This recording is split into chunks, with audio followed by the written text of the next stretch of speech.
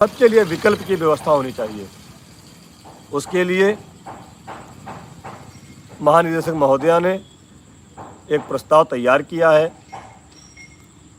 और 8 तारीख की बैठक में शायद वह हम लोगों से उस पर चर्चा होगी। तो मैं एक छोटी सी बात ये बता रहा था कि एक छोटा सा काम देखिए है जिसको करने के लिए इतना ज़्यादा तिकड़म करना पड़ता है। अब रही बात 8 तारीख की बैठक की, आप लोग बहुत सारे कमेंट कर रहे हैं, हम सभी नहीं पढ़ पा रहे हैं क्योंकि हम पेपर देख रहे थे। साथियों, अब 8 तारीख की बैठक है और ये बैठक बहुत महत्वपूर्ण है। इस बैठक में जैसे कि पूर्व में नवंबर 2021 में हमारी बैठक तत्कालीन वित्त शिक्षा मंत्री जी से और सभी अधिकारियों के समक्ष हुई थी, वैसे ही 8 तारीख को बैठक है। उसमें हमारे समस्त सम्मानित अधिकारी रहेंगे, हमारे माननीय वित्त शिक्षा मंत्री जी रहेंगे और हमारे शिक्षा मित्रों के साथ में जब कोई हमारी पैरवी करने को तैयार नहीं था, हम लोग शासन में माननीय मंत्री जी तक दौड़ दौड़ कर, उप मुख्यमंत्री जी तक, माननीय मंत्री अनिल राजभर जी, माननीय मंत्री दयालु जी और कई माननीय मंत्रीगण गिरीश यादव जी सबसे मिल करके बात कर रहे थे। तो माननीय मुख्यमंत्री जी से कोई बात करने को तैयार नहीं था। ऐसे में हमको भगवान श्री कृष्ण के रूप में हमारे सारथी शिक्षा मित्रों के माननीय एमएलसी श्री श्रीचंद शर्मा जी से मुलाकात हुई। ईश्वर ने मुलाकात कराया। बनारस में हमारे जिला अध्यक्ष भाई अजय कुमार सिंह जी ने अपने माननीय एमएलसी बनारस श्री हंसराज विश्वकर्मा जी के माध्यम से मुलाकात की, बात की और उनके द्वारा लगातार इस मामले को समझने के बाद 3 बार माननीय मुख्यमंत्री जी से शिक्षा मित्रों के संबंध में वार्ता की गई। माननीय मुख्यमंत्री जी ने भी उनसे बताया कि क्यों अब तक इधर उनकी नज़रें इनायत नहीं हुई। उसके लिए उन्होंने स्पष्ट बताया कि इसके लिए हमारे पूर्व के जो कुछ 2-4 नेतृत्वकर्ता थे वो जिम्मेदार थे। माननीय एमएलसी महोदय ने माननीय मुख्यमंत्री जी से निवेदन किया, आग्रह किया कि उन 2-4 लोगों के चक्कर में आज 1.5 लाख शिक्षा मित्र बिन मौत मर रहा है। उन्होंने सूची भी दिखाई कि देखो कि आज 2 दिन में ही 2 शिक्षा मित्रों की मौत हो गई।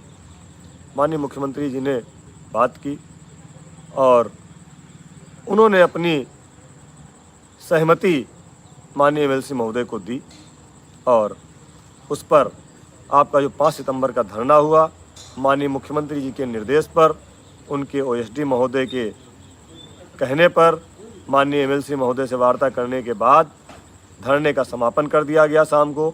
इससे एक अच्छा संदेश शासन और सरकार में गया। माननीय मंत्री जी बाहर थे, माननीय मंत्री जी लौट के आए, उनसे भी बात हुई और हम लोगों की मुलाकात माननीय एमएलसी महोदय ने कराई।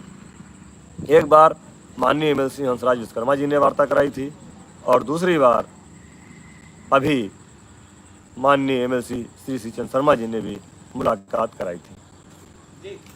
उन सब बातचीत में आप लोगों की जो समस्याएं हैं उन पर गंभीरता से चर्चा हुई और शासन को निर्देशित किया गया कि शिक्षा मित्रों की समस्याओं का समाधान करने के लिए उचित प्रस्ताव बनाया जाए। अब पिछले 7 साल का हम लोग कहते हैं कि 7 साल हम लोग दूर रहे और एक बार तो मुझे भी लगा कि शायद अब इस सरकार में हम लोगों को कुछ नहीं मिल पाएगा। 18 अक्टूबर के बाद जब कुछ नहीं हुआ, मन दुखी हुआ, तो एक बार भाई बनारस से अजय सिंह जी का फ़ोन आता है कि महामंत्री जी बनारस आ जाइए, यहाँ मुख्यमंत्री जी से मिलने की व्यवस्था हो सकती है।